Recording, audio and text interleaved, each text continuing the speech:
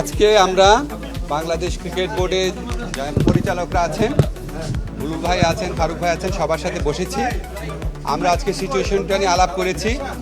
আমরা সবাই একমত হয়েছি যে বাংলাদেশ কষ্ট করে কোয়ালিফাইং রাউন্ডে কোয়ালিফাই করে বাংলাদেশ বিশ্বকাপে টি-20 বিশ্বকাপে খেলার যোগ্যতা অর্জন করেছে।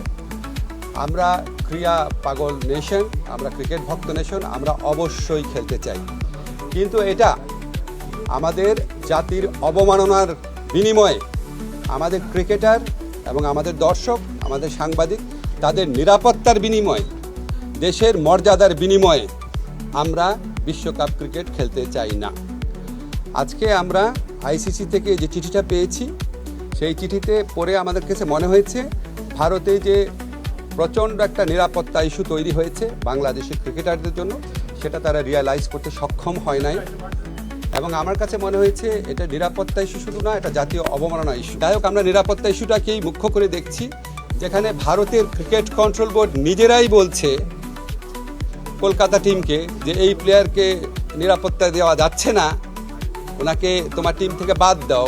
এটাই তো একটা ট্যাসিড রেকগনিশন যে ভারতে নিরাপদে খেলার মতো পরিস্থিতি নাই। আমরা ভারতের যে বিগার পিকচার আছে, সাম্প্রদায়িক পরিস্থিতি, সেটা নিয়ে কিছু বলতে চাচ্ছি না। কিন্তু আমাদের ক্রিকেটের যে নিরাপত্তা, বাংলাদেশের নিরাপত্তা, বাংলাদেশের মর্যাদা, এটার প্রশ্নে আমরা কোনো আপোষ করব না। আমরা ক্রিকেট খেলতে চাই, আমরা বিশ্বকাপ খেলতে চাই, এবং এটা আমরা আরেকটা যে আয়োজক দেশ আছে শ্রীলঙ্কা, সেখানে খেলতে চাই। এই পজিশনে আমরা অনর আছি। আমরা কেন এই পজিশনে অনর আছি?